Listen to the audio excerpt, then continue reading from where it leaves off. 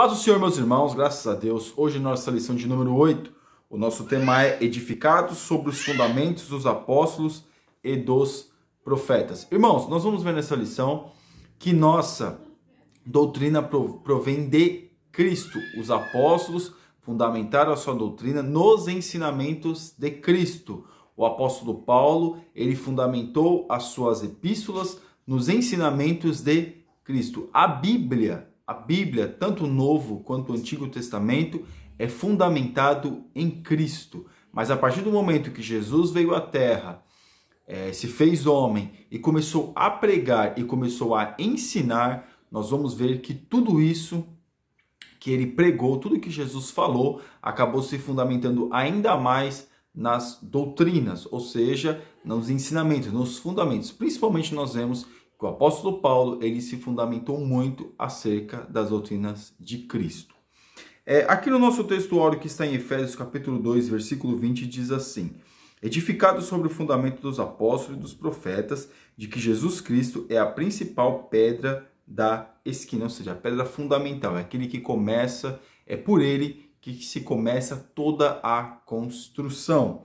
Verdade prática, Jesus Cristo é a pedra basilar da igreja, que está edificada por meio dos ensinamentos dos apóstolos e do testemunho dos profetas. Irmãos, os profetas testemunharam acerca de Jesus, acerca do Salvador, principalmente o profeta Isaías. Na nossa leitura bíblica em classe, que está em Efésios, capítulo 2, versículo 20 ao 22, e Mateus, capítulo 7, do versículo 24 ao 27, diz assim: edificado sobre o fundamento dos apóstolos e dos profetas, de que Jesus Cristo é a principal pedra da esquina, no qual todo o edifício bem ajustado cresce para templo santo no Senhor, no qual também vós juntamente sois edificados para a morada de Deus no Espírito. Ou seja, nós somos a morada do Senhor para o Espírito. Nós fazemos o ajuntamento, nós nos reunimos na igreja para glorificar a Deus, para estarmos em comunhão, mas nós individualmente também somos o templo do Espírito. Nós fazemos parte desta igreja, nós nos reunimos para adorar a Deus, porém nós temos a nossa responsabilidade individual com o Senhor. Ou seja, pelo fato do Espírito Santo habitar em nós, nós temos responsabilidades. Mateus capítulo 7, todo aquele, pois, que escuta estas minhas palavras e as pratica, assemelhá-lo-ei ao homem prudente, que edificou a sua casa sobre a rocha. E desceu a chuva, e correram rios, e assopraram ventos, e combateram aquela casa, e não caiu, porque estava edificada sobre a rocha. E aquele que ouve essas minhas palavras e as não cumpre, compará-lo-ei ao homem insensato, que edificou a sua casa sobre a areia. Perdão, irmãos. E desceu a chuva, e correram rios, e assopraram ventos, e combateram aquela casa, e caiu, e foi grande a sua queda. Ou seja, o fundamento, a doutrina que se fundamenta naquilo que é a verdade, naquilo que tem sustentabilidade. Não aquela coisa de palha, não aquela coisa que não tem nenhuma sustentação, que qualquer coisa leva embora, o vento, qualquer coisa acaba derrubando. Mas aqui é uma questão de fundamento. Por isso que nós vemos muitas igrejas que se levantam, se baseiam numa doutrina totalmente deturpada e acabam passando. Ou essas pessoas que estão nessas igrejas normalmente mudam de igreja porque vê que na sua doutrina não tem nenhuma base. Irmãos, só retificando, doutrina não são usos e costumes. Doutrina não é isso. Doutrina é aquilo que nós acreditamos na atuação do Espírito Santo na igreja, acerca daquilo que Jesus representa para nós, acerca da salvação, acerca das questões apocalípticas. É isso que se fundamenta a doutrina de uma igreja. Como a gente vê a questão do arminianismo, do calvinismo, isso são bases doutrinárias. Aqui na nossa introdução, por meio da reconciliação efetiva na cruz, Cristo formou a igreja. O apóstolo Paulo a compara como um edifício em construção. Irmãos, é claro que a igreja hoje se tornou sinônimo muitas vezes de corrupção, se tornou muitas vezes questões que as pessoas às vezes preferem não ir à igreja. É claro, irmãos, isso tem às vezes as suas questões. Nós vemos que hoje o número de desigrejados no Brasil vem crescendo e muito. Em muitos lugares do mundo, principalmente na Europa, aqui na Europa, tem aquelas pessoas que já foram um dia crentes, principalmente países como Inglaterra, que foram berços mesmo do cristianismo, Alemanha, que hoje são países ateus. Então nós vemos que muitas igrejas hoje, as pessoas têm perdido esse desejo de ir à igreja pelo fato da corrupção do homem. Porque esperar muito do homem e acaba não ser retribuído. No caso, você se espelhar muito. É claro, meus irmãos, são homens, mas também com falhas grotescas e terríveis e ainda se julgam santos e no direito de doutrinar as pessoas, fica um pouco complicado. Mas aqui na parte 1, um edifício espiritual, o santuário judeu. O templo em Jerusalém é o símbolo do exclusivismo de Israel como povo de Deus. Irmãos, Deus deu o desenho do tabernáculo para Moisés, depois nós vemos que Davi teve o desejo de construir o templo, Deus deu o tabernáculo para Moisés. Depois esse templo era móvel no deserto, depois ele ficou fixo na época dos juízes, dos reis de Israel. Mas nós vemos aqui que depois o Davi teve o desejo de construir o templo, que depois o seu filho Salomão construiu, que durou muito tempo, depois foi destruído, depois foi reconstruído um templo modesto, depois um templo mais suntuoso, porém com menos riquezas, construído por Herodes. Eles têm o desejo de construir o templo, mas o judeu ele se baseava muito no templo, na questão do templo. Para eles, a fé deles estava muitas vezes mais no templo do que o Deus que habita no templo. Então essas são algumas questões. Eles se achavam um povo exclusivo, achavam um povo somente eles merecedores, por isso que tinha aquela divisão, como nós vimos na lição passada, entre os judeus e os gentios. Isso era muito complicado, mas aqui nós vemos que eles se achavam um povo exclusivo. Hoje nós não temos mais essa exclusividade. Todos nós que nos arrependemos podemos nos achegar a Cristo, podemos ter os benefícios do Senhor, do Espírito Santo, e assim, com certeza, sentir a presença de Deus. Todos temos essa oportunidade. O santuário cristão. Os que pertencem a Cristo são comparados a um edifício onde Deus habita em espírito. O ensino apostólico lembra Salomão que este reconheceu que o templo em Jerusalém não poderia conter a Deus. Nós vemos que, irmãos, um templo, Deus não é propriedade de ninguém é dono de Deus. Deus não tem os seus filhos prediletos. Todos aqueles que se arrependem em Jesus têm a oportunidade de sentir a Deus. Então nós vemos aqui essa questão do santuário cristão. Nós vemos aqui que Salomão ele relatou isso. Este templo, quando ele fez os sacrifícios lá, que ele viu que a glória de Deus se agradou e a glória de Deus encheu esse templo, ele entendeu na sua sabedoria que Deus não poderia ser contido ou não poderia ficar exatamente, não seria uma coisa, como é que eu faço? Deus não caberia dentro do templo. É apenas uma coisinha, um resquício, alguma coisa muito pequena que Deus permitiu que ele sentisse. Então ele percebeu que Deus não fica dentro do templo exatamente ali com uma coisa, não, Deus mora aqui e o templo, apenas o templo, não Deus do templo. O templo será referência de fé e não o Deus do templo. Então aqui, Salomão, ele entendeu isso. E é exatamente isso, irmãos. O templo não pode, o templo de pedra, o templo físico, no caso, o templo é a igreja, vamos dizer assim, não nós individualmente, mas a igreja. Não pode conter a Cristo. Ninguém é propriedade de Deus. Deus habita aqui, vem para cá, que Deus está operando aqui, milagres, não sei o quê. Irmãos, ninguém pode falar uma coisa dessa. Deus opera na nossa vida por infinita misericórdia. Claro, o povo que se humilha e que ora e que busca a Deus, claro, que Deus, o Espírito Santo de Deus, move dentro da igreja. A pedra angular. Na arquitetura antiga, a construção de um edifício requeria uma pedra angular. Ela era traduzida como a pedra mais importante ou pedra principal, ou seja, a pedra que sustentava a pedra que sustentava todo o edifício, a pedra principal. A pedra principal da igreja é Jesus. Jesus é a nossa pedra principal. Não é o pastor, não é a igreja fulana de tal, não é o ministério tal, não é nada disso, não é o apóstolo, não é o bispo, não. É o Senhor Jesus. ele é a nossa pedra fundamental. Não que eu estou desmerecendo figuras do meio evangélico, não estou dizendo isso. O que eu estou dizendo é que a nossa vida tem que estar pautada em Jesus. Os ensinamentos que esses homens têm, que o Senhor muitas vezes os atribui, ou algumas coisas que eles falam, que às vezes não é de Jesus, mas a sabedoria humana que dê para aproveitar, glória a Deus. Mas aquilo que não dá para aproveitar, meus irmãos, fique com aquilo que eles falam de Jesus verdadeiramente. Porque pode usar o nome de Jesus e não está falando nada de Jesus. Pode citar o nome de Jesus, mas não tem nada a ver com Jesus. E nós temos que ter o discernimento de entendermos isso. Parte 4. Cristo, a pedra principal. A identificação de Cristo como a pedra angular remonta à profecia messiânica em que a pedra rejeitada tornou-se a cabeça de esquina. Irmãos, é claro, nós sabemos que Jesus foi rejeitado por judeus, pelos judeus. Jesus veio para os judeus e os judeus o rejeitaram.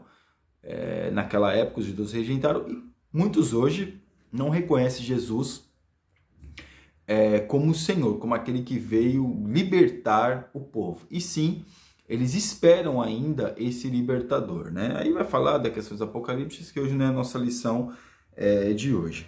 Mas Cristo para nós tem que ser o nosso fundamento. Nós temos que nos pautar, sim, nos evangelhos. Essa tem que ser a nossa principal referência na Bíblia, os evangelhos. Por que eu estou dizendo isso? Porque os evangelhos é um resumo de tudo aquilo que Jesus, de tudo aquilo que Deus operou no Antigo Testamento. Então os evangelhos é o resumo. Então para nós entendermos a Bíblia, para nós entendermos o Antigo Testamento, para nós entendermos Gênesis, Apocalipse, de Gênesis a Apocalipse, ou entendemos o Antigo Testamento de Gênesis a Malaquias, nós temos que começar a perceber como Jesus falou nos evangelhos, qual era o tipo de doutrina que Jesus ensinava nos evangelhos, para nós começarmos a entender o Antigo Testamento. Aqui na parte 2, o fundamento apóstolos e profetas. O conceito de apóstolos, o termo grego para apóstolo é usado para enviado ou mensageiro. O apostolado é centrado na natureza da missão de Cristo, que foi enviado para ser o Salvador do mundo. Irmãos, todos nós entendemos, aqui vai falar um pouquinho sobre isso, da questão daquele que é apóstolo, daquele que viu Jesus, aquele que teve uma missão diretamente de Jesus em vida. O apóstolo Paulo, ele se coloca como apóstolo, mas ele coloca algumas questões sobre ele, né? Ele diz que ele viu realmente a visão que ele teve em Atos 9, acerca de Jesus mandando ele pregar. Então foi uma coisa ali muito íntima. Então ele se denomina um apóstolo. Também não se pode dizer que o apóstolo Paulo foi o principal fundador de igrejas. Mas hoje se dizem muitos apóstolos, apóstolo falando de tal, apóstolo. Irmãos, hoje, se nós fôssemos colocar biblicamente falando, é difícil nós conceituar ou dizer que alguém seja apóstolo. Nesse aspecto, os apóstolos são aqueles que foram comissionados por Cristo para a igreja primitiva e a mensagem de Cristo, o fundamento. Então, é aquilo que nós estávamos dizendo. A doutrina dos apóstolos. Embora não se possa desassociar das pessoas o ofício que ocupavam, o que constitui o fundamento da igreja não são os apóstolos em si, mas as doutrinas que eles ensinavam, ou seja, as escrituras. Os apóstolos receberam a doutrina diretamente de Cristo. Irmãos, é muito importante isso. E por que eu vou dizer que é muito importante isso? Os apóstolos pregavam as escrituras. Os apóstolos falavam sobre Jesus, só sobre Jesus. Os apóstolos não ficavam, claro, citavam alguma coisa do bem-estar, aquela coisa da vida aqui, mas o fundamento deles da pregação deles era Jesus. Hoje, o fundamento da pregação desses homens é o aqui e o agora. Isso não tem nada a ver com Jesus. Venha para Jesus que você vai ser feliz. Venha para Jesus que você vai ter uma vida abundante, que você vai viajar, que você vai ter uma casa e blá blá blá. Irmãos, isso não pode ser o fundamento do crente. Deus pode dar? Claro que Deus pode. Deus pode dar uma condição? Claro que Deus pode. Mas isso não pode ser o nosso fundamento.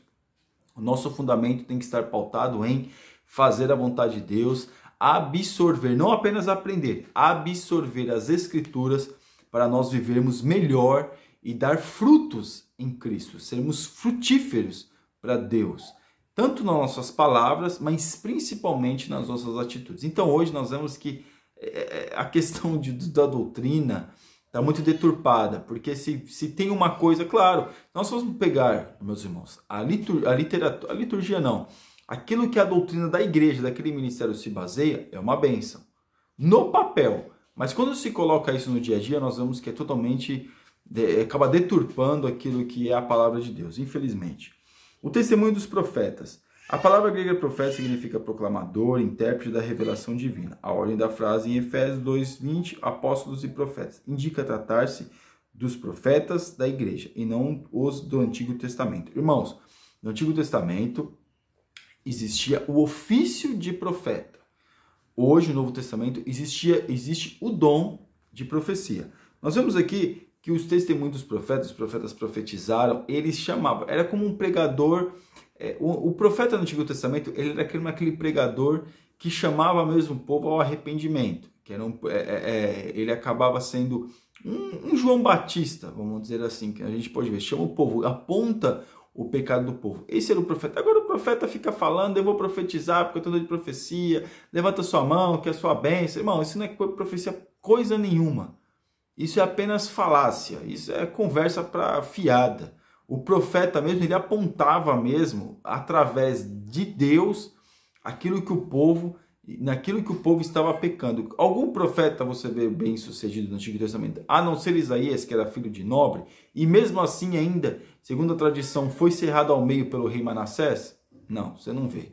Então hoje esses profetas ficam com essas profecias aí medíocres e achando que podem, nossa, que profecia, eu recebi uma profecia na igreja. Irmãos, agora, claro, profecia, às vezes, Deus, ele fala mesmo que a gente sente. Irmãos, isso é aqueles profetas que trazem umas mensagens sem pé nem cabeça, ou às vezes até falam uma coisa coerente, mas a gente vê que não é Deus. Isso é coisa que é momentâneo ali, que ele percebe a qualquer coisa, que são pessoas inteligentes e acaba falando. Mas tem coisas que a gente sente mesmo que é Deus falando conosco. Às vezes Deus usa alguém para falar, para nos confortar ou para nos exortar. Isso acontece sim. O testemunho dos profetas eu já li. Agora a parte 3. Edificados para a morada de Deus. Edifício bem ajustado. Parte 1. A expressão todo edifício bem ajustado cresce e indica um processo contínuo de desenvolvimento dos crentes. É isso que nós temos que estar disponíveis, se desenvolvendo em Cristo, se desenvolvendo no fundamento que é Cristo. Não se desenvolvendo, irmãos, nessas conversas. Eu tô de saco cheio, sinceramente, de tanta bobagem que a gente escuta. Claro que eu não sou, de repente, a pessoa mais indicada ou que tenha um grau, que eu sou apenas um diácono. Apenas não, sou um diácono na igreja e às vezes pelo fato de não ser, de repente, um cargo eclesiástico maior, mas quem é você para falar? Irmãos, eu tenho algum tempo de crente já, pelo menos aí uns 23 anos aí de crente, e nós vemos que hoje, meus irmãos, as pessoas estão se desenvolvendo com uma mentalidade diferente daquilo que a Bíblia nos ensina, daquilo que é o fundamento da pedra angular, que é Cristo. O que Jesus fala? Amar ao próximo. Quando a gente vê lá as bem-aventuranças que Jesus ensina no Sermão do Monte, nós vemos que realmente nós estamos muitas vezes longe disso. Então nós temos que nos aproximar daquilo que Jesus ensinou no Sermão do Monte. E não ficar com essa conversa, deixa para lá que é melhor. Parte 2. Templo Santo do Senhor. A palavra aqui usada para templo é o vocábulo naon, que designa o recinto interior, o lugar santíssimo, ou seja, o lugar do encontro do sumo sacerdote com Deus. Nós somos designados sim para sermos templo do Espírito Santo. Então, o nosso interior tem que estar limpo, tem que estar adornado. É assim e também reciclado, que é assim que os sacerdotes faziam no templo do Antigo Testamento. Eles tinham essa obrigação de sempre estar cuidando do interior do templo, para que quando o sumo sacerdote fosse entrar uma vez no ano dentro do Santo dos Santos, podia estar bem ordenado. E claro, todos os dias tinha aquele sacrifício, então todos os dias tinham que estar bem ordenado para quê? Para que Deus pudesse receber o sacrifício. E não é diferente de nós, que somos o templo individual, claro, individual do Espírito Santo, e estamos estar em reciclagem, desenvolvimento, como nós lemos no tópico anterior. Para quê? Para agradar a quem? Para agradar a Deus. Então, nosso interior tem que fazer o quê? Tem que transparecer o nosso exterior o quê? Para agradar a Deus. Não adianta ter o exterior bonito e interior, meus irmãos. Mas quando a gente tem o interior uma bênção, não consegue deixar de refletir o exterior. Parte 3. Morada do Altíssimo. No Antigo Testamento, a expressão morada de Deus fazia alusão ao tabernáculo e depois ao templo israelita. Irmãos, hoje nós sabemos que o apóstolo Paulo ele falou bem categórico que nós somos o templo do Espírito Santo. Então o Espírito Santo de Deus habita em nós. Habita em nós 24 horas por dia. Não é como no Antigo Testamento que o Espírito Santo vinha, descia, fazia e subia. Não, hoje nós podemos sentir a presença do Senhor continuamente na nossa vida como uma expressão de misericórdia, como uma expressão de graça sobre nós. Então nós podemos sentir essa presença de Deus dentro de nós. E não é mera emoção, tem que ser uma coisa verdadeira. Porque a emoção ela vem, nossa, e passa. Mas quem que sente a presença de Deus verdadeiramente, meus irmãos, sente dias e dias, dias após dias e não quer ficar longe dessa oportunidade ou dessa presença do Espírito Santo. Conclusão. A comparação da igreja com o edifício em construção indica que estamos em processo de aperfeiçoamento. É aquilo que nós estávamos falando. Até que todos cheguemos à unidade da fé. A pedra angular, que é o próprio Cristo, não pode ser substituída. A doutrina dos apóstolos, o testemunho dos profetas, não podem ser revogados. Com certeza não. Nós temos que levar a mensagem da cruz. A cruz, que é a renúncia, que é a busca, que é o desejo de estar com Cristo, tem que estar em primeiro lugar. Amém? Que Deus abençoe os irmãos em nome de Jesus. Você ainda que não é inscrito no nosso canal, está convidadíssimo a se inscrever. Deixe seu like, compartilhe este vídeo. Que Deus te abençoe em nome de Jesus. Fique na paz.